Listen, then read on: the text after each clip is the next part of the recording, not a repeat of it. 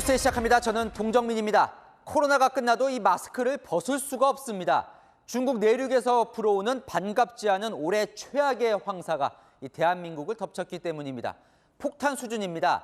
서해안을 걸쳐 이 저녁부터는 서울도 영향권에 들어섰는데요. 내일까지 이어진다고 합니다. 이 얼마나 심한지 황사가 가득 낀 인천 현장 연결해 보겠습니다. 자, 권소 기자, 마스크 꼭 써야 할 것 같아요. 황사가 왔다는 게 느껴집니까? 네, 시간이 갈수록 시야가 뿌얘지는 게 눈에 띄고요. 왠지 목도 평소보다 더 칼칼하게 느껴집니다. 지금 이 시각 인천의 미세먼지 농도는 세제곱미터당 약 300마이크로그램 정도인데요. 매우 나쁨 수준입니다. 가장 먼저 황사 영향권에 접어든 옹진 소청도 해양과학기지의 모습입니다. 탁한 공기에 휩싸여 구조물의 색깔도 알아보기 힘듭니다. 오후 4시가 넘어서면서 인천 송도의 하늘은 잿빛이 됐습니다. 저 멀리 아파트의 형체도 뚜렷하게 보이지 않을 정도입니다. 평소보다 거리에 있는 사람들이 드물고 모두 마스크를 쓴 채 빠른 걸음을 재촉하고 있습니다. 안약 같은 거 잘 안 들고 다녔는데 머리카락이 찌르는 것도 아닌데 눈이 계속 따끔거려가지고 먼지 알레르기 같은 것 때문에 재채기가 진짜 많이 나오곤 해요. 일단 마음이 놓이진 않죠, 기본적으로. 내몽골에서 발원한 황사는 중국을 통해 바람을 타고 오늘 오전 우리나라에 유입됐습니다. 연평도의 미세먼지 농도는 오후 한때 420까지 치솟았습니다. 올해 가장 높았던 1월 포항의 미세먼지 수치를 훌쩍 넘은 수치입니다. 황사의 영향은 서울을 비롯해 내륙 지방으로 퍼지고 있습니다. 기상청은 내일까지 미세먼지 농도가 높겠다며 주의를 당부했습니다. 지금까지 송도에서 채널A 뉴스 권솔입니다. 중국에서는 황사 때문에 마스크에 고글까지 쓰고 다닙니다. 이번 황사는 중국 북부 네이멍구에서 시작됐는데요. 모래 폭풍에 뒤덮여서 암흑천지입니다. 이 모래가 우리나라로 오는 거죠. 이어서 김윤수 기자입니다. 중국 네이멍구의 한 도로. 거대한 모래장벽이 덮쳐오더니 순식간에 햇빛이 사라지고 암흑천지로 변합니다. 큰 불이라도 난 듯 온통 빨갛게 뒤덮였습니다.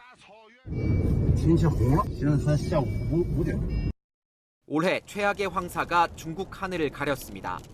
네이멍구에서 일어난 모래바람이 돌풍을 타고 퍼지면서 중국 북부 대부분 지역을 덮쳤습니다. 황사는 미세먼지와 더해져 베이징의 대기에도 영향을 미쳤습니다. 어제 베이징의 공기질 지수는 최악인 6등급으로 엄중한 오염을 기록했습니다. 베이징 남부의 미세먼지 농도가 우리나라 기준으로 매우 나쁨보다 30배 높은 수준이었습니다. 可以看到今天这个雾霾沙尘还挺重的，然后 바로 앞 고층 건물조차 보이지 않을 정도로 시야가 답답해졌고 실외에서는 숨쉬는 것조차 힘들어졌습니다. 마스크에 고글까지 착용한 시민도 있습니다. 주차된 차량 위에는 뿌연 황사 먼지가 내려앉았고 황사 비를 맞은 옷은 먼지 투성이가 됐습니다. 落在我昨天刚花50块钱洗的车上。 황사 발원지 토양에 눈이 없고 수분이 적어 황사는 추가로 발생할 가능성이 높습니다. 중국 정부가 코로나 방역 수칙을 대폭 완화하고 경제 활동을 재개하면서 올해 대기 오염은 악화될 것으로 보입니다. 중국이 올해 경제 성장률 5% 달성을 위해 공장 가동률을 높일 수 있어 대기 오염에 대한 우려는 더 커지고 있습니다. 채널A 뉴스 김윤수입니다. 온 나라를 떠들썩하게 한 이른바 검수완박 법안. 오늘 헌법재판소의 결정으로 종지부를 찍었습니다. 5대4. 아슬아슬한 결과가 나왔는데 이 절차는 위반이지만 법안은 유효하다는 다소 애매한 결론이 나왔습니다. 국민의힘은 술은 마셨는데 음주운전은 아니라는 거냐며 강력 반발하고 있는데요. 김민곤 기자 보도 보시고 아는 기자와 자초지종을 살펴보겠습니다. 검찰의 직접 수사권을 제한하는 내용의 검수완박 법안이 국회 법사위를 통과했습니다. 11분의 위원이 찬성했으므로 검찰청법 일부 개정 법률안 대안은 통과됐음을 선언합니다. 이 과정에서 더불어민주당 민영배 의원은 탈당해 무소속이 됩니다. 겉으로는 법사위를 여야 동수로 만들어 안건 조정율을 무력화시키려는 의도였습니다. 오늘 헌법재판소는 재판관 5대4 의견으로 법사위 통과 절차가 국민의힘 의원들의 법안 심의 표결권을 침해했다고 봤습니다.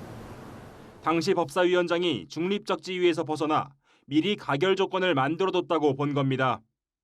다만 본회의에선 국민의힘 의원들도 출석해 심의 표결에 참여했다는 이유로 법안 자체가 무효라고 보진 않았습니다. 헌재는 검사의 수사권은 헌법상 권리라는 검찰 주장을 인정하지 않았습니다. 헌법 12조 3항과 16조의 영장 청구권을 규정하고 있지만 검사에게 헌법상 수사권까지 부여한다는 내용은 아니라는 겁니다. 위헌, 위법이지만 유효하다는 결론에 공감하기는 어렵습니다. 앞으로도 계속 이런 식으로 회기 쪼개기, 위장탈당 입법을 해도 괜찮은 것처럼 들리기 때문입니다. 민주당은 입법 취지를 존중한 결정이라며 환영한 반면 국민의힘은 술은 마셨는데 음주운전은 아니라는 궤변의 극치라고 비판했습니다. 채널A 뉴스 김민곤입니다.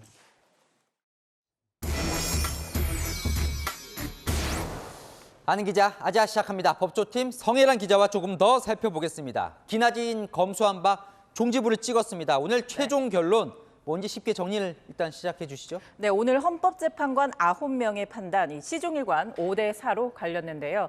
결론적으로 현재 시행 중인 검수완박법의 효력 유지됩니다. 오늘 헌재가 결론 내린 판단은 크게 두 가지인데요. 이 국민의힘 유상범 전주회 의원이 입법 절차에 문제를 제기한 권한쟁의 심판에 대해선 절차상 문제가 있다고 보고 일부 인용 결정을 내렸고요.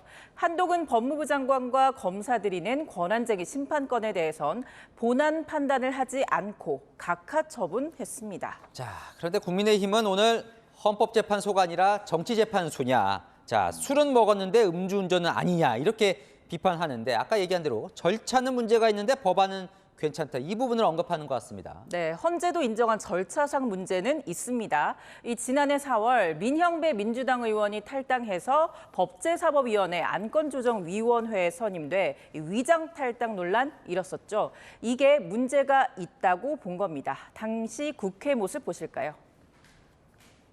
안건조정위원회 구성 자체가 잘못됐다는 게 우리의 요지입니다. 요지. 원천무효! 통과됐음을 선포합니다. 네.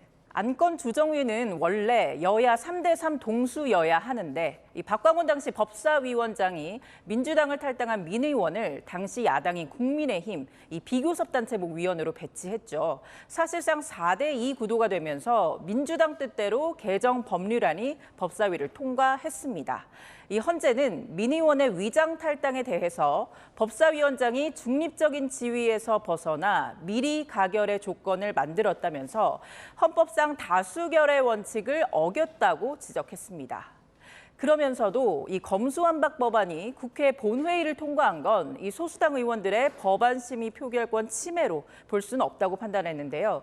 국민의힘 의원들이 모두 본회의에 출석해서 표결에 참여했던 만큼 국회법을 어기지는 않았다는 겁니다. 자, 이 논란이 생긴 게요. 헌법재판관 한 명의 표결 영향이 크다면서요? 네, 맞습니다. 2019년에 문재인 대통령이 지명한 이미선 재판관입니다. 1970년생으로 막내 재판관인데 이 한 표가 오늘 선고에서 캐스팅 보트가 됐습니다. 자, 이 재판관은 법사위 단계에서의 민형배 의원의 위장 탈당 문제에 대해서는 조정위원을 여야 동수로 해서 대화와 타협을 하도록 한 국회법을 어겼다면서 권한 침해가 맞다고 했는데요. 본회의 가결과 법안 선포 부분에선 의견이 달랐습니다. 이 중대한 헌법 위반이 있었다고 보기는 어렵다면서 권한 침해가 아니라는 쪽에 손을 들어줬습니다. 결과적으로는 5대 4 아주 아슬아슬했어요. 자칫하면 이 검수완박 법안이 무효가 됐을 수도 있었습니다. 네, 맞습니다. 말씀하신 것처럼요. 오늘 이 재판관들 의견이 굉장히 팽팽하게 맞섰다는 점 주목할 만한데요. 재판관 4명은 입법 과정에 문제가 있으니 그 결과인 검수완박 법안도 무효라는 의견을 냈습니다. 이 민형배 의원 위장 탈당으로 중대한 헌법 위반이 발생했기 때문에 본회의 상정 자체가 위헌이라는 겁니다. 검수완박법이 유지되면 앞으로도 위헌과 위법이 반복될 수 있다. 이런 우려도 내비쳤습니다. 이들 4명은 검수완박법이 검사들의 권한을 침해할 수 있다면서 무효라고 했지만 한 명 차이로 결국 헌재의 최종 결론으로 채택되지는 않았습니다. 네, 절차 문제는 이제 짚어봤는데 한동훈 법무부 장관은 사실 이 검수완박법 네. 법안 내용 자체에 대한 문제 제기를 해왔잖아요. 그 네. 부분은 판결이 났습니까? 예, 기억하실지 모르겠는데 한동훈 장관은 지난해 헌재 직접 출석해서 이 부분에 대한 변론을 하기도 했었죠. 대한민국 헌법의 수호자인 헌법재판소가 이건 선을 넘은 것이고 이래서는 안 된다고 단호하게 선언해 주시기를 기대합니다. 네, 이렇게 한동훈 장관은 이 법의 부당함을 호소하기까지 했는데요. 하지만 오늘 헌재는 수사권을 직접 행사하지 않는 법무부 장관은 권한쟁의 심판의 청구 자격이 없다고 결론 내렸습니다. 자격 미비를 이유로 검수완박법의 위헌성에 대한 실질적인 본안 판단까지는 해보지도 못한 거죠. 자, 어쨌든 오늘로써 검수완박 법안은 종지부를 찍은 거죠? 네, 일단 검수완박법은 그대로 유지가 되고요. 하지만 지난해 법무부가 검찰의 직접 수사 범위를 폭넓게 규정한 이 수사 개시 규정, 즉 검수 원복 시행령을 만들어서 시행 중에 있거든요. 향후 법률 개정이 없으면 검수완박법과 이 검수 원복 시행령의 불편한 동거가 이어질 것 같습니다. 네, 잘 들었습니다. 아는 기자 성혜란 기자였습니다. 다음 소식입니다. 코로나로 북한 국경이 막히는 바람에 돌아가지 못한 중국 내 북한 식당 종업원들이 있습니다. 이들이 어떻게 살고 있나 봤더니 이 북한 식당이 아니라 중국 식당에서 공연을 하며 일하고 있었습니다. 원정 공연까지 나가며 돈벌이를 하고 있는 현장 모습, 베이징 공태현 특파원이 단독 보도합니다. 중국의 고급 식당에서 한복을 차려입은 여성들이 손님들이 있는 방으로 들어와 북한 노래를 부릅니다.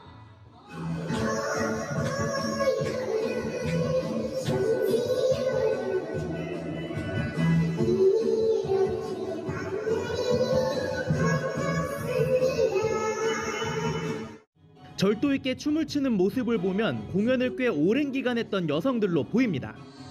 중국 식당에서 열리는 북한 공연을 신기하게 지켜본 누리꾼은 SNS에 후기 영상도 올렸습니다. 베이징에 있는 중국 식당들은 북한 여정호번들의 공연을 고를 수 있도록 메뉴판도 만들었습니다. 한 곡당 우리 돈 4에서 6만 원 정도로 인원이 늘어나고 무용과 악기 등이 추가되면 금액은 훨씬 비쌉니다. 여러 명이 팀을 바꿔가며 공연을 합니다. 이런 거 조선 노래 반갑습니다. 한쪽으로 노래 부르면서 춤춘다고 그다음에 이거는 그냥 노래만 있어요. 이게 무슨 여성들은 다른 중국 식당으로 원정 공연도 나갑니다. 他们是一个团队，但是不是在我们店驻店，因为他们来回巡，就是哪里有表演他们去哪里。是套餐，4首歌、6首歌、8首歌这样的一个套餐。 이렇게 북여정호원이 공연을 하는 중국 식당이 베이징에만 40여 곳 있는 것으로 알려졌습니다. 대부분 북한 식당에서 공연을 했던 여성들로 최근에는 중국 식당으로 옮겨 돈벌이를 하고 있는 겁니다. 중국 식당에서 주문을 받고 음료를 가져다 주는 이들 중에도 북한 여정호원들이 있습니다. 문의해드리지 않았습니다. 잘못 왔습니다. 어제 실습이니까 필요하다 하면 정확하게 나가자 해주고 대북 소식통에 따르면 중국에서 근무하는 북한 근로자는 1,700여 명. 1인당 100만 원 정도 월급을 받아 20만 원만 개인이 가지고 나머지는 북한 당국으로 보냅니다. 그 돈은 1년에 200억 원에 달하는 것으로 알려졌습니다. 중국 업주들 역시 싼값에 안정된 노동력을 제공받아 북한 종업원들을 선호하는 것으로 알려졌습니다. 베이징에서 채널A 뉴스 공태현입니다. 자, 이렇게 북한이 벌어들이는 외화, 유엔 대북 제재 위반인데요. 이 상황에서 북한 종업원들이 중국 내에서 번 돈을 어떻게 북한으로 보내는지 흘러들어가는지 그 은밀한 경로를 강지혜 기자가 이어갑니다. 베이징에 있는 한국 대사관 인근에도 중국인이 운영하는 북한 식당이 다음 주 영업 개시를 준비하고 있습니다. 중국에서 코로나 통제가 사라지면서 앞다퉈 식당들이 문을 열고 있고 외화 돈벌이에 투입된 북한 근로자 1,700여 명의 일자리는 더 늘어날 것으로 보입니다. 그러나 2017년 유엔 안전보장이사회의 대북결의 2397호에는 2019년 12월까지 모든 유엔 회원국이 북한 근로자를 본국으로 송환하도록 하는 내용이 담겼습니다. 이들이 결의에 앞서 취업 비자로 중국에 왔다면 비자 연장이 불가능해 대북 제재 위반입니다. 특히 한 달 동안 벌어들인 우리 돈 100만 원에서 120만 원 대부분을 북한으로 송금하는 것으로 알려져 대북 소식통은 중국이 묵인했을 가능성을 제기합니다. 대북 제재에도 불구하고 중국에 있는 해외 북한 식당은 지금 성업 중이고요. 불법으로 북한 당국에 들어가고 있는 것으로 확인이 됩니다. 지난해 9월 북한 신의주와 중국 단둥을 잇는 화물열차 통행이 일부 재개됐지만 코로나로 인적 교류는 여전히 막혔습니다. 북한 전문가들은 대북 제재망에 걸리지 않은 중국인 계좌나 페이퍼 컴퍼니를 이용해 자금을 세탁한 뒤 북한에 외화를 보내는 것으로 추정합니다. 중국 공해상에서 만나는 불법 선박들이 현금 돈다발을 주고받아 남포항이나 청진항으로 들어오는 경로도 거론됩니다.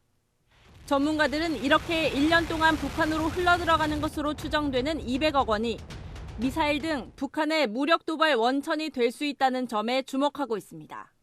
채널A 뉴스 강지혜입니다.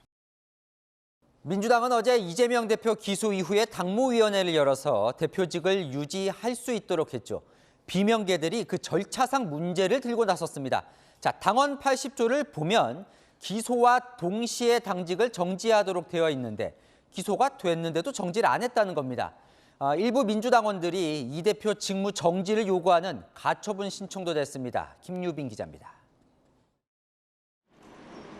민주당 권리당원 350여 명이 이재명 대표의 직무를 정지해달라는 가처분 신청을 법원에 냈습니다. 민주당 당무위가 정치 탄압에 해당한다며 이 대표의 대표직 유지를 결정하자 법적 대응에 나선 겁니다. 당원 80조는 민주당 당원들에게는 약간 자부심 같은 거였습니다. 이재명 지도부는 그야말로 뭉개버렸죠. 비명계 의원들은 절차적 문제를 제기했습니다. 당원에 따르면 기소가 될 경우 일단 대표직을 정지시키고 그 뒤에 정치 탄압 여부를 논의했어야 한다는 겁니다. 조응천 의원은 일단 잠깐이라도 직무 정지 절차가 있어야 정치 탄압 적용 여부로 넘어갈 수 있다고 지적했습니다. 당무위 소집이 졸속으로 진행됐다는 비판도 제기됐습니다. 김종민 의원은 의원총회에서 검찰 기소를 답이 정해진 답정 기소라고 했는데 답정 당무위도 말이 안 된다고 밝혔고 전해철 의원은 당무위가 너무 급하게 잡혔다고 지적한 것으로 알려졌습니다. 지도부는 문제가 없다는 입장입니다. 정당이라고 하는 게 원래 다양성이 생명이니까 의견이야 다양하게 있는 것이고 또 뭐 그대로 또 표출하고 수렴하고 조정해 가는 거 그게 민주주의 아닌가 싶습니다. 기소와 동시에 직무정지가 된다는 주장에 대해선 유권 해석의 문제라고 선을 그었습니다. 이 대표는 또 권리당원이 140만 명에 이르니 다양한 의견이 있을 수 있다며 가처분 신청에 대한 큰 의미를 두지 않았습니다. 채널A 뉴스 김유빈입니다. 김의겸 민주당 대변인 어제 당무위 끝나고 이렇게 말했습니다. 이재명 대표직 유지와 관련해 반대가 없었다. 그래서 이 만장일치로 찬성했다는 보도들이 나왔는데요. 자, 하루 지나서 당무위 그 자리에 있던 전해철 의원이 난 찬성하지 않았다고 나섰습니다. 김호영 기자입니다. 김의겸 민주당 대변인이 오늘 오전 기자회견을 자처했습니다. 그 자리에서 이재명 민주당 대표의 대표직 유지를 결정한 어제 당무위 회의 당시 기권한 의원이 있었다고 뒤늦게 밝혔습니다. 의결 종족수가 성립이 됐고 이 의결을 올라와서 반대 없이 통과가 됐습니다. 전해철 의원께서는 어제 당무위원회에서 몇 가지 말씀을 하신 뒤에 기권을 하고 당무위원회에서 퇴장을 하셨습니다. 자신의 발언을 알려달라는 전 의원의 요청을 받고 김 대변인이 뒤늦게 기권 사실을 공개한 겁니다. 민주당은 당무위원 80명 가운데 69명이 찬성했다고 했지만 실제로는 68명 찬성, 1명 기권이었던 셈입니다. 단일 대우를 강조하려고 일부러 밝히지 않은 것 아니냐는 지적이 당내에서 나옵니다. 김 대변인은 전 의원이 퇴장한 뒤에 결론이 난 만큼 반대가 없었다는 표현에는 문제가 없다고 반박했습니다. 이 사안의 본안은 정치 탄압 등 부당한 이유가 있다. 이걸 인정할지 말지가 어제 당무위원회에 올라온 안건입니다. 그래서 이 안건에 대해서는 전해철 의원이 말씀을 하시지 않으신 거고. 하지만 비명계는 불필요한 논란으로 당과 지도부에 대한 신뢰를 떨어뜨렸다며 김 대변인을 비판했습니다. 채널A 뉴스 김호영입니다. 오늘 국회 본회의에선 하영재 국민의힘 의원에 대한 이 체포동의안이 보고됐습니다. 정치자금법 위반 혐의를 받고 있죠. 이재명 민주당 대표 체포동의안 부결대와 여야 상황이 뒤바뀌어서 주목되는데요. 국민의힘 의원들은 줄줄이 불체포 특권 포기 선언을 하고 나섰습니다. 민주당에 대한 방탄 프레임을 부각하려는 겁니다. 최수연 기자입니다. 3월 22일 국회의원 하영재 체포동의안이 제출되었습니다. 불법 정치자금 수수 등 혐의로 검찰이 구속영장을 청구한 하영재 국민의힘 의원에 대한 체포동의안이 오늘 국회 본회의에 보고됐습니다. 다음 본회의가 예정된 30일 표결이 이뤄질 것으로 보입니다. 국민의힘은 체포동의안 가결을 사실상 당론으로 정했습니다.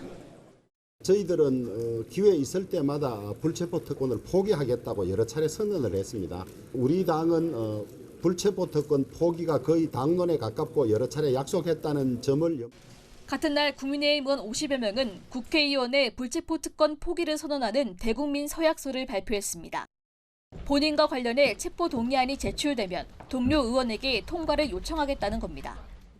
방탄 국회 때문에 정치에 대한 국민 불신이 심화되고 여야 갈등의 원인이 되는 것을 정치권 스스로 끊을 때가 됐습니다. 지난달 이재명 대표 체포 동의안을 부결시킨 민주당과 대비해 이재명 방탄 프레임을 부각하려는 의도로 보입니다. 채널A 뉴스 최순입니다. 이재명 대표 체포동의안을 정치 탄압이라며 부결시킨 민주당은 어떤 의견일까요? 이번엔 자율투표를 검토 중입니다. 이 당 내에선 내로남불이라는 목소리가 나옵니다. 우현기 기자입니다. 민주당은 하영재 국민의힘 의원 체포동의안 표결과 관련해 의원들의 자율에 맡기는 방안을 검토 중입니다. 당 핵심 관계자는 이 사안 혐의 자체를 두고 국민의힘에서도 문제가 있다고 보는 것 아니냐며 당론보다는 자율투표 가능성이 높다고 밝혔습니다. 지난달 이재명 대표 체포동의안에 대해 부결로 뜻을 모았던 것과는 대조적입니다. 민주당 의원들은 모두가 자율적이고 당당하게 투표에 임해서 윤석열 검사 독재 정권의 무도한 야당 탄압을 함께 마감하자고 뜻을 모았습니다. 당 지도부는 정치 탄압 차원에서 청구된 이 대표 경우와는 다르다는 입장이지만 당 일각에서는 민주당이 딜레마에 빠졌다는 지적도 나옵니다. 근데 이번에 부를 하게 되면 부패를 옹호하는 거냐, 방탄 본능이 있는 거냐, 라는 비난을 받게 되고, 그렇다고 또 가를 하게 되면 야, 뭐 니네 당은 부고 남의 당은 가냐, 그러니까 뭐 내로남불이냐 아시탑이냐 기준이 다르냐, 참 난감하고. 민주당은 오는 30일 본회의 표결 전 의총을 열어 당내 의견을 취합할 계획입니다. 채널A 뉴스 우현기입니다. 오늘 민주당이 강행 처리한 양곡관리법 개정안이 국회 본회의를 통과했습니다. 남는 쌀을 정부가 의무적으로 사도록 하는 법이죠. 그런데 실현은 안 될 가능성이 큽니다. 대통령의 첫 거부권 행사 법안이 될 전망이거든요. 이렇게 민주당이 통과시키면 대통령이 거부권으로 막는 소모적인 일이 앞으로 자주 벌어질 것 같습니다. 유주은 기자입니다. 양곡관리법 개정안이 더불어민주당 주도로 본회의를 통과했습니다. 재석 266인 중 찬성 169인, 반대 90인, 기권 7인으로서 가결되었음을 선포합니다. 쌀 수요 대비 초과 생산량이 3에서 5%거나 쌀값 하락률이 5에서 8%면 정부가 초과 생산된 쌀 전량을 의무적으로 사들이는 게 핵심입니다. 지난해 유례없는 쌀값 폭락의 원인은 현행법에 쌀 시장 격리 실시 기준이 법제화되어 있음에도 임의 조항이라는 한계로 정부가 제때 시장에서 격리하지 않았기 때문입니다. 국민의힘은 정부 부담은 늘고 농업 경쟁력은 약화될 거라며 반대해왔습니다. 공급 과잉을 심화시키고 시장 기능을 저해하여 정부의 재정 부담을 가중시키게 됩니다.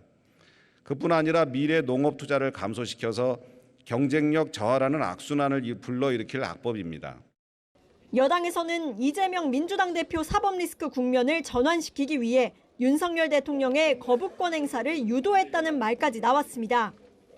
농림축산식품부는 부작용이 너무 뚜렷하다며 대통령 거부권 행사를 제한하겠다고 했습니다.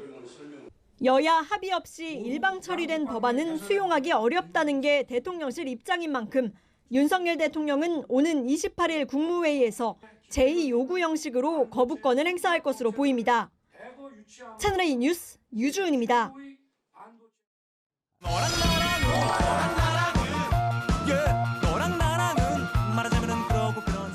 야랑 정치부 김민지 기자와 함께합니다. 첫 번째 주제 보겠습니다. 김남국 의원, 이재명 대표, 그때와 지금 괄호 안에 뭐가 들어갈까요? 김 의원이요. 그때는 틀리고 지금은 맞을 수 있다 이렇게 주장했습니다. 그제 이재명 대표가 발의한 법안 이야기인데요. 바로 이겁니다.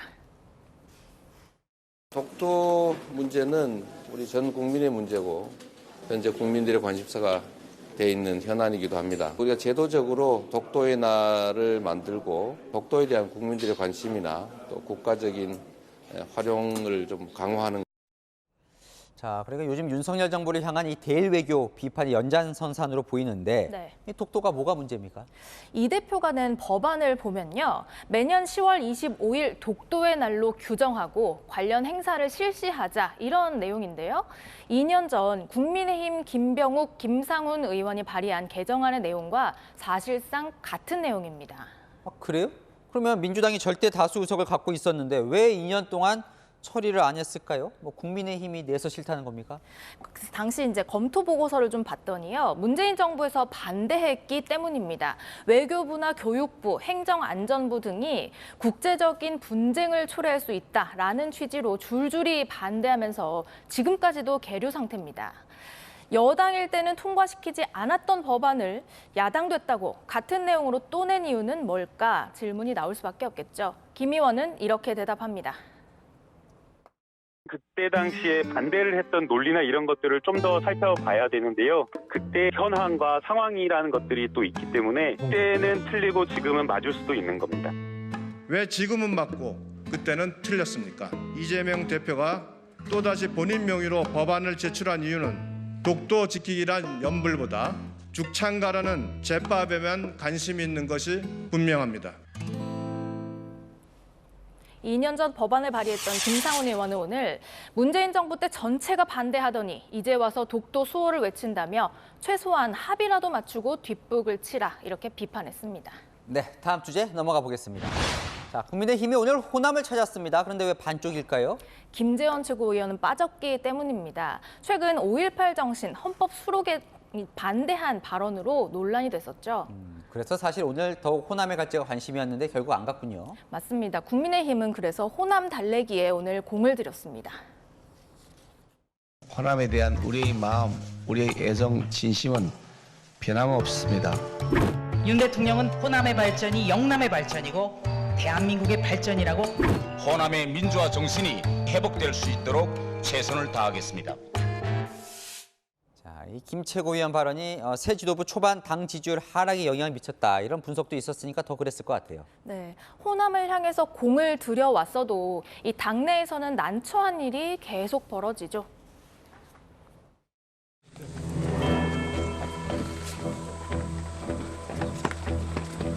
너무 늦게 찾아왔습니다. 벌써 1대권이라도 사과하고 반성해서야 마땅한데 5.18의 정신이라는 것은 당연히 저는 헌법 전문에 반드시 올라가야 된다고 봅니다.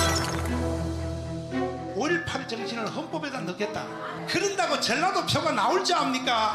그건 불가능합니다. 저도 반대입니다. 전라도에 대해서 립서비스 하려고 한 거지. 뭐 표 들려면 뭐 조상묘도 판다는 게 정치인들 아닐까. 이후 논란이 되자 김 최고위원은 헌법 수록에 반대를 안 하겠다면서 사과 글을 올렸죠. 자, 오늘 직접 가서 사과를 했으면 더 좋았을 것 같은데 왜 안 갔을까요? 하필 오늘 건강검진이 있다고 합니다. 병원 진료를 받았다는데요. 최근 건강검진 이후 추가 진료가 있었다고 하네요. 김재원 최고가 사과의 뜻을 표명한 것을 이해해 주셨으면 좋겠고요. 김재원 최고가 나름대로 성의 있는 모습을 보여주실 것으로 기대하고 있습니다.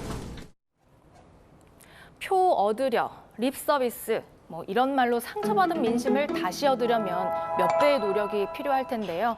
시점도 너무 늦지 않기를 바랍니다. 네, 지금까지 열랑야랑이었습니다. 기독교 복음선교회 일명 JMS의 정명석 총재. 그는 성범죄로 10년을 복역한 뒤 출소하고도 또 다른 성범죄 혐의로 구속돼 재판을 받고 있지요. 이와 관련해 경찰과 검찰 200명이 투입돼 JMS 본거지를 전격 압수수색했습니다. 김태현 기자입니다. 수사관들이 탄 버스와 승합차가 수련원 안으로 들어갑니다. 검찰과 경찰은 인력 200명을 투입해 충남 금산군 월명동 수련원과 세계 선교본부, 성남시 JMS 교회 등을 상대로 압수수색을 벌였습니다. 이번 압수수색은 총재 정명석 씨가 외국인 여신도 2명을 성폭행한 혐의로 지난해 10월 구속 기소돼 1심 재판을 받는 가운데 열렸습니다. 경찰은 지난 1월에도 한국인 여신도 3명이 정 씨에게 성폭행과 성추행을 당했다며 고소장을 접수하면서 추가 수사를 벌이고 있습니다. 검찰은 현재 재판이 진행 중인 외국인 여신도 성폭행 사건과 관련해 압수수색에 나선 것으로 알려졌습니다. 정 씨를 둘러싼 성범죄 의혹이 계속되자 검찰은 기존 공판팀을 수사팀으로 확대했습니다. 모두 5개 검사실을 이번 수사에 투입했습니다. 검찰과 경찰은 압수수색을 통해 확보한 증거물을 분석하는 대로 관련자와 조력자를 조사할 계획입니다. 이 법원이 정 씨 구속 기간이 끝나는 다음 달 27일 이전 1심 선고를 내리겠다고 한 만큼 수사에 속도가 붙는 모양새입니다. 이 피해자들은 정 씨가 자신을 메시아로 칭하며 세뇌한 뒤 성범죄를 저질렀다고 주장하고 있습니다. 반면 정 씨 측은 피해자들이 성적으로 세뇌되거나 한거불능 상태가 아니었고 자신이 신이 아닌 사람임을 분명히 했다며 혐의를 부인하고 있습니다. 정 씨는 앞서 여신도 4명을 성폭행한 혐의 등으로 징역 10년을 선고받고 복역한 뒤 지난 2018년 2월 출소했습니다. 채널A 뉴스 김태형입니다. 집단 학교 폭력이 경남의 한 고등학교 기숙사에서 발생했습니다. 1학년 신입생 1명을 선배 10명이 때렸습니다. 그래놓고 폭행한 걸 숨기려고 집에서 옷도 벗지 말라 협박까지 했습니다. 김혜지 기자입니다. 가슴과 배, 허벅지까지 온몸에 멍이 가득합니다. 학교 기숙사에서 지내다 지난 18일 주말을 맞아 집에 온 고등학교 1학년 A군의 모습입니다. 아들의 몸에서 멍자국을 발견한 학부모는 학교에 신고했습니다. 조사 결과 A군은 지난 13일 밤 기숙사에서 2, 3학년 상급생 10명에게 집단 폭행을 당했습니다. 말투가 건방지다는 이유였습니다. 침대 틀로 쓰는 쇠파이프까지 동원해 1시간 반 넘게 폭행한 것으로 드러났습니다. 아이가 너무 아파서 죽을 것 같은 그런 생각이 드는 거죠. 그래서 다른 부위를 좀 맞으면 안 되느냐. 그랬더니 가해자들은 막 웃으면서 피격대면서. 하지만 A군은 학교와 부모의 폭행 사실을 알리지 못했습니다. 폭행 사실을 알리면 1학년 전체를 때리겠다며 가해 학생들이 협박했기 때문입니다. 미션이 이제 기숙사에서 옷을 벗지 마라. 샤워하지 마라. 그리고 너의 몸을 보이지 마라. 엄마, 이거 절대로 경찰서에 신고하면 안 돼? 약속할 수 있지? 정말 그러면 안 되고 집에 떠들어가게 한 10분 동안을 소리를 지르더라고요. 기숙사에는 학생들 생활을 감독하는 사감이 있었지만 학부모가 신고하기 전까지 폭행 사실을 몰랐습니다. 폭행한 지 일주일이 지나서야 가해자 출석 정지와 기숙사 퇴소 등 조치를 취했습니다. 학생 전수조사도 하고 그다음에 지금 우리가 예방교육도 시키고 또 2차 피해를 없애기 위해서. 전치 3주 진단을 받은 A군은 극도의 불안감에 병원에서 입원 치료를 받고 있습니다. 경찰은 조만간 가해 학생들을 조사할 예정입니다. 채널A 뉴스 김예지입니다. 네, 어설픈 여장으로 위장한 남성이 헬스장 여자 탈의실에 몰래 들어갔다가 한바탕 난리가 났습니다. 이 남성은 자신이 트랜스젠더라고 주장하기도 했지만 경찰 확인 결과 남자였습니다. 장호림 기자입니다. 긴 머리에 분홍색 바지를 입은 30대가 우먼, 여성이라고 쓰인 문을 열고 들어갑니다. 서울 여의도의 한 대형 헬스장, 여성 탈의실에 남성이 침입했다는 신고가 경찰에 접수된 건 지난 19일 오후 7시쯤, 퇴근길 무렵입니다. 행동을 수상하게 여긴 헬스장 매니저가 붙잡았는데 남성이었고 긴 머리도 가발이었습니다. 남성은 경찰에 자신은 성별을 바꾼 트랜스젠더라고 주장했지만 신분증 확인 결과 남자였습니다. 헬스장 안내 데스크도 인터넷으로 예약한 1일 체험권으로 태연히 통과한 것으로 드러났습니다.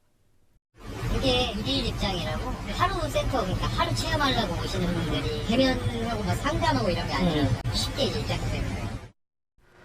남성은 여성 탈의실에 2시간가량 머물렀습니다. 다만 남성의 휴대폰에선 불법 촬영 흔적은 발견되지 않았습니다. 시민들은 불안하기만 합니다. 성별을 숨기고 속이고 들어왔다는 것부터도 너무 불안하고 무섭고 여자 남자 이렇게 나눠진 부분인데도 불구하고 그런 일이 발생했다는 거에 대해서 공중 화장실은 이제 그냥 몰카 같은 거 거의 감수하고 쓰는 상황이라서 많이 안 좋다고 생각합니다. 경찰은 남성을 성폭력 범죄 처벌 등에 관한 특례법 위반 혐의로 불구속 입건하고 여죄가 있는지 수사하고 있습니다. 채널A 뉴스 장호림입니다. 지난해 여름 몸통에 화살이 박힌 개가 제주에서 발견돼 공분을 일으켰죠. 활을 쏜 남성이 붙잡혔습니다. 7달 동안 끈질기게 CCTV를 탐문했습니다. 신선미 기자가 보도합니다. 한적한 도로 한복판을 걸어오는 중형견 한 마리. 등 쪽으로 화살이 관통해 있습니다. 이 개가 발견된 건 지난해 8월. 제주시의 한 마을회관 인근에서 헐떡이던 개를 발견한 주민이 경찰에 신고한 겁니다. 동물병원으로 옮겨져 5시간에 걸친 수술 끝에 목숨을 건졌습니다. 빼낸 화살은 붉은색 깃이 달린 70cm 길이의 양궁용이었습니다. 엉덩이나 허리 부분을 만졌을 때 터치감을 거부하는 그런 행동을 보였고 트라우마 깜짝깜짝 놀래거나 불안한 그런 기색이 있어서 탐문과 주변 CCTV 분석에 나섰던 경찰. 7개월 만에 40대 남성을 붙잡았습니다. 남성의 주거지에선 범행에 사용한 것과 같은 화살이 여럿 발견됐습니다. 경찰 조사 결과 남성은 기르는 닭들이 주변 개들에게 피해를 입어 화살을 구입했고 범행 당일 배회하던 개에게 활을 쏜 것이었습니다. 하지만 화살을 맞은 개가 남성의 닭들을 해코지하진 않은 것으로 파악됐습니다. 사전에 화살을 해외 직구로 구입, 자신의 비닐하우스 옆 창고 주변을 배회하던 피해견을 발견, 화살을 발사하여 몸에 박히게 하는 범행을 저지른 것입니다. 화살에 맞았던 개는 치료 후 건강을 회복해 현재 보호시설에 머무르고 있습니다. 제주에서는 지난해 4월에도 노끈으로 입과 발이 묶인 채 버려진 강아지가 발견되기도 했습니다. 열중시어 자세로 발이 꺾인 상태에서 발견돼 공분을 샀지만 아직 범인은 잡히지 않았습니다. 채널A 뉴스 신선미입니다. 아프리카 초원에서나 볼 법한 얼룩말이 난데없이 서울 도심에 등장했습니다. 어린이 대공원에서 도망갔던 겁니다. 하지만 겁없는 외출은 3시간 만에 끝났습니다. 이준성 기자가 취재했습니다. 오늘 낮 서울 광진구 도로 한복판. 차량들 사이에서 얼룩말 한 마리가 불쑥 나오더니 종종 걸음으로 지나쳐 갑니다. 사거리 교차로도 아랑곳하지 않고 내달립니다. 이내 주택가 좁은 골목에 나타나는데 막다른 길에 깜짝 놀라 방향을 바꾸기도 합니다. 아프리카 초원에서나 있을 법한 얼룩말의 도심 질주에 시민들은 신기할 뿐입니다. 얼룩말이 순간적으로 튀어갔어요. 근데 되게 멋있었어요. 크고 꿈인가 생신가 했어요.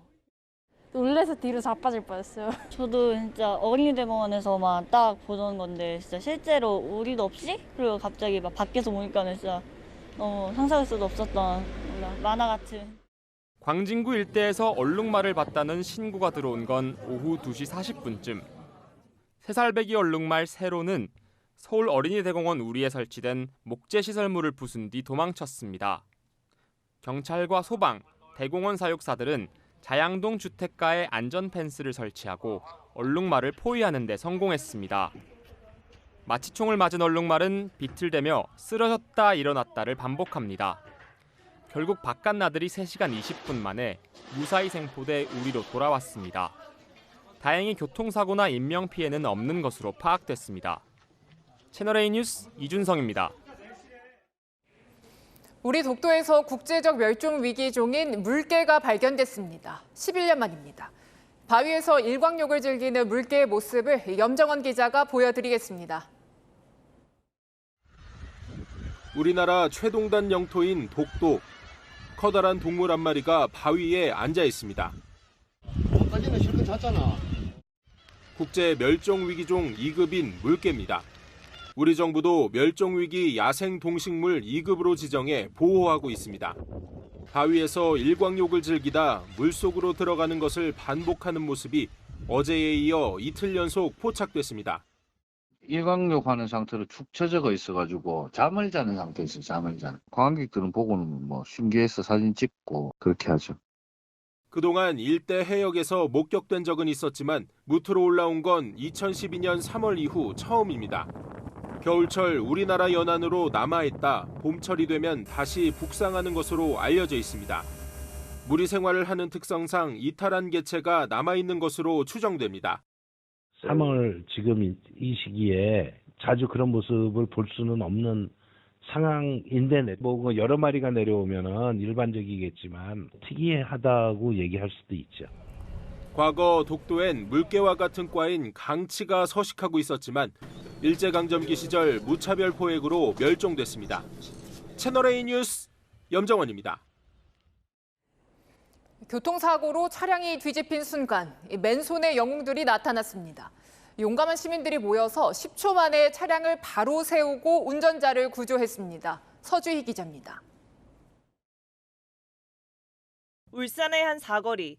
도로 한복판에 흰색 SUV 차량이 넘어져 있습니다. 사거리를 통과하다 경차와 부딪혀 그만 전도된 겁니다. 놀란 시민들의 112 신고가 이어집니다. 총사고가 났는데 차가 뒤집어졌어요. 동시에 구조 손길도 이어졌습니다. 시민들이 너나 할 것 없이 사고 현장으로 달려간 겁니다. 지금 차 다 밀어주신다고 지금. 오토바이 운전자부터 횡단보도를 건너는 시민들까지 순식간에 10명 이상이 모여들었고 다 함께 차량을 세웁니다.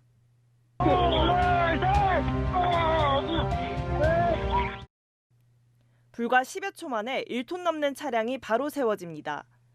SUV 운전자는 곧바로 구조됐고 다행히 크게 다치지 않은 것으로 알려졌습니다. 넘어져가지고 운전수가 갇혀 있어가지고 라도 뭐 할 거 없이 다 달려오셔가지고 같이 힘을 합쳤었습니다. 당시 상황이 담긴 영상이 온라인에 공개되자 시민들의 용감한 행동을 칭찬하는 댓글들이 이어지고 있습니다. 망설임 없이 달려와 맨손의 기적을 보여준 시민들이 소중한 생명을 구해냈습니다. 채널A 뉴스 서주입니다. 경찰관들이 이것하고 교통단속이나 경호 의전하는 모습 보셨을 겁니다. 사이카라고 불리는 경찰 오토바이인데요. 자, 그런데 일선 현장에선 이 먼지만 수북히 쌓인 채 방치가 되고 있다고 합니다. 그 이유를 송진섭 기자가 취재했습니다. VIP 경호나 의전, 교통단속, 응급환자나 수능수험생 이송에도 활용되는 사이카. 교통기동대와 달리 일선 경찰서나 파출소에선 사이카가 애물단지입니다. 서울 용산경찰서 지하주차장. 한쪽에 경찰 오토바이 2대가 나란히 포개져 세워져 있습니다. 얼마나 안 탔는지 오토바이 위에는 이렇게 쓰레기가 널브러져 있고 손으로 쓸면 먼지가 새까맣게 묻어나옵니다. 근처 파출소도 마찬가지입니다. 주차된 경찰 오토바이에는 쓰레기 봉투가 놓여 있고 차체엔 거미줄이 쳐져 있습니다. 오랫동안 햇빛을 받아 시트가 터져버린 오토바이도 있습니다. 왜 이렇게 방치됐을까? 사이카는 사실상 1인용이다 보니 활용도가 낮습니다. 차는 2인 1조로 타잖아. 근데 오토바이는 단독 근무하냐. 사고 나거나 사건 처리를 해도 단독 근무는 좀 불안하니까. 오토바이 탈 줄 아는 사람들이 없잖아요. 사고 위험성도 있고. 하지만 서울의 경찰서는 매년 한 대당 25만 원씩 나오는 차량 유지 관리비는 꼬박꼬박 받아 챙기고 있습니다. 심지어 장부상 내구 연한이 지나도 계속 쓰는 것처럼 예산을 타냅니다. 그렇지, 그 뒤쪽에다가 뭐 처박아 놓고 계속 나오는 거지 뭐. 그걸 가지고 있으면. 이렇게 일선 경찰서와 파출소가 보유 중인 오토바이는 서울만 183대, 전국적으로 804대나 됩니다. 경찰 관계자는 사이카는 잘 사용하는 장비가 아니다 보니 관리 대상에서 제외됐던 게 사실이라며 관리 소홀을 일부 인정했습니다. 기동성을 무기로 시민들의 안전을 위해 도입한 사이카. 먼지를 뒤집어 쓴 채 세금만 축내고 있습니다. 채널A 뉴스 송진섭입니다. 자, 요즘 순찰차들도 전기차로 교체가 되고 있습니다. 이 조용하고 특히 추격에 용이해서 좋다는데 문제는 충전입니다. 신고가 오면 곧바로 출동해야 하는데 충전소가 많지 않아 메뚜기 충전을 해야 한다고 합니다. 홍란 기자입니다. 골목을 누비는 순찰차. 최근 도입한 전기차입니다. 전기차는 공회전이 없어 조용하고 내연기관 차보다 빨라 타본 경찰들은 만족도가 높습니다. 음주 신고가 많은데 기존에 있던 순찰 차량보다는 전기차가 빠르게 추격이 용이해가지고 엔진이 이제 없어가지고 내부에 이제 수납 공간이 많습니다. 저희가 장비가 뭐 방검복이나 아니면 뭐 라바콘, 방패 그런 게 있는데 실을 게 많습니다. 근데 그게 더 많이 실리고. 서울 내 지구대 파출소의 전기 순찰차는 지난해 4대가 전부였지만 최근 2달 사이 39대로 늘었습니다. 문제는 충전입니다. 파출소 안쪽에 설치된 순찰차 전용 충전소입니다. 순찰차 2대가 번갈아 가며 한 번에 25분 정도 급속 충전을 하고 있습니다. 하지만 이렇게 자체 충전기를 보유한 파출소는 서울 시내 단 4곳뿐. 다른 곳 순찰차 충전기를 동행해봤습니다. 근처 경찰서 충전소에 도착했지만 세 자리 모두 내연기관 차량이 점령했습니다. 과태료 대상이지만 경찰이 차주에게 연락해 차를 이동시킵니다. 전기차 자리에 주차하셨네요? 차 좀 빨리 이동해주세요. 여기 충전해야 되거든요. 다른 전기차가 충전 중이라면 마냥 기다리거나 돌아갈 수밖에 없습니다. 긴급 출동 요청이 들어오면 난감한 상황이 될 수도 있습니다. 전기차 관리도 문제입니다. 수리 좀 했었지. 일반 차는 바로 들어가면 되지만 이거는 조금 이제 시간이 2, 3일 걸린다. 경찰은 관계기관과 협의해 전기차 충전소를 확충하겠다고 밝혔습니다. 채널A 뉴스 홍란입니다. 자, 미국의 선택은 기준금리 0.25%포인트 인상, 베이비 스텝이었습니다. 이로써 우리 기준금리와의 격차는 2000년 10월 이후 가장 커졌습니다. 이제 관심은 다음 달에 있을 한국은행의 결정입니다. 정현우 기자입니다. 미국 연방준비제도가 우리 시간으로 오늘 새벽 기준금리를 0.25%포인트 인상했습니다. 연 4.75에서 5%, 2007년 9월 이후 가장 높은 수준입니다. 지난달까지만 해도 0.5%포인트 인상 가능성이 유력하게 거론됐는데 실리콘밸리 은행 파산 등 금융 불안이 확대되자 보폭을 줄인 겁니다. Participants don't see rate cuts this year. That's not our baseline expectation. 시장에선 연준이 앞으로 기준금리를 0.25%포인트 한 차례 더 올린 뒤 금리 인상을 멈출 것이라는 전망이 나옵니다. 이 때문에 오늘 원달러 환율은 전날보다 29.4원 급락한 1278.3원에 마감했습니다. 지난해 11월 이후 가장 큰 낙폭입니다. 한미 기준금리 격차가 1.5%포인트까지 벌어져 2000년 10월 이후 최대인데도 환율이 떨어진 겁니다. 다음 달 11일 기준금리 결정을 앞둔 한국은행은 한숨을 돌렸다는 분석이 나옵니다. 경기가 위축되고 금융시장이 불안정한 상황에서 무리하게 금리를 인상할 이유가 줄었다는 동결론에 힘이 실리는 겁니다. 그래서 사실 물가가 이렇게 저희들이 생각하는 패스로 가게 되면 굳이 더 금리를 올려서 더 긴축적으로 가기보다는 지금 있는 수준에서 완만한 속도로 지금 하향 곡선을 그리고 있습니다. 금융 안정성에 대한 우려가 훨씬 더 중요하게 고려될 수밖에 없는 것이고요. 하지만 기준금리가 당장 내려가는 건 아니기 때문에 영끌족 이자 부담은 여전한 상황입니다. 채널A 뉴스 정현우입니다. 거대 노조의 불법 행위 근절을 위해 여당이 준비한 법안 내용이 확인됐습니다. 형사처벌이 크게 강화되는데요. 감옥에 갈 수도 있습니다. 강병규 기자가 단독 보도합니다. 노조원이 비조합원의 출근길을 막아 폭력 사태가 벌어지고 아예 공사를 못하게 방해하기도 합니다. 그동안 노동조합이 사업주나 비조합원의 업무를 방해해도 처벌할 규정이 없었습니다. 이에 국민의힘은 불법 행위를 구체적으로 규정하고 처벌 조항을 신설하는 노조법 개정안을 마련했습니다. 새로운 노조 설립이나 다른 노조의 활동을 방해하는 행위는 금지됩니다. 가입이나 탈퇴를 원하는 노조원을 방해해서도 안 됩니다. 사업주에게 부당한 금품을 요구하거나 비조합원 차별을 강요하는 행위도 금지됩니다. 위반 시 2년 이하의 징역 또는 2천만 원 이하의 벌금형에 처해집니다. 폭력과 불법을 보고서도 이를 방치한다면 국가라고 할 수 없습니다. 불투명한 노조회계 처벌 규정도 강화합니다. 행정관청 요구 시 결산 결과를 보고하지 않아도 과태료 처분에 그쳤지만 조합원 과반이 요구하거나 횡령, 배임이 발생할 경우 의무적으로 공시하도록 하고 응하지 않으면 벌금에 처하도록 했습니다. 고용노동부와 협의해 마련한 이 노조법 개정안은 조만간 발의될 예정입니다. 채널A 뉴스 강병규입니다. 북한이 두려워하는 대규모 연합 상륙훈련, 쌍용훈련이 지금 진행 중입니다. 부산의 해군 작전 기지엔 미국의 강습 상륙함 마킨 아일랜드도 입항했습니다. 김재혁 기자가 현장 취재했습니다. 수직 이착륙 스텔스 전투기 F-35 브라보 등 항공기 20대가 갑판에서 출격을 기다립니다. 일명 소형 항공모함으로도 불리는 42,000톤 규모의 미 해군 마킨 아일랜드 강습 상륙함이 해군 부산 작전기지에 모습을 드러냈습니다. 항모처럼 공중 전력을 전개해 병력이 상륙하기 전 적을 미리 제거할 수 있습니다.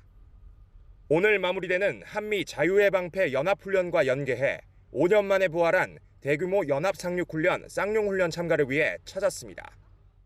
네, 저는 떠다니는 해병기지인 마킨 아일랜드 강습 상륙함 위에 나와 있습니다. 김정은이 두려워하는 스텔스기인 F-35 브라보 한개 대대가 최초로 입항해 이번 훈련의 공세적 성격을 부각시켰습니다. Sangyang 23, all of these efforts are to ensure that we're providing a defensive readiness, military readiness to our partners and allies. 여단급 수준이던 쌍용훈련은 5년 만에 4단급으로 규모가 커졌고 영국 해병대도 처음 참여했습니다. 어제 마킨 아일랜드 함이 입항하자 이를 겨냥한 듯 북한은 순항미사일을 동해로 발사했습니다. 몇 발 쏘았습니까? 저도 4발로 보고 있습니다. 이달 말 미 해군 전략 자산 가운데 하나인 원자력 추진 항공모함 니미츠함도 부산에 입항할 것으로 알려졌습니다. 채널A 뉴스 김재혁입니다. 내일은 남아있는 황사에 추위도 대비하시면 좋습니다. 우선 밤사이 찬 공기가 유입돼 기온이 뚝 떨어질 텐데요. 내일 아침 서울은 5도로 오늘보다 10도 정도 낮겠습니다. 기온 자체는 평년보다 높지만 그동안 날이 워낙 따뜻했던 터라 더 춥게 느껴지겠습니다. 중부 곳곳에는 서리가 내리는 곳도 있겠고요. 청주와 전주 5도로 출발해서 한낮에는 서울 17도, 광주는 16도가 예상됩니다.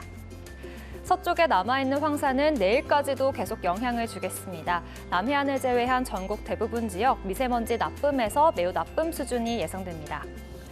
수도권을 포함한 중부지방은 건조주의보가 발효 중입니다. 서쪽과 동해안 지역은 바람도 강하게 불어서 화재 사고에 주의하셔야겠습니다.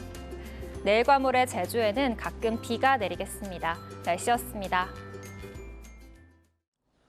온 나라를 시끄럽게 했던 검수완박 법안, 오늘 헌법재판소 판결로 일단락됐습니다.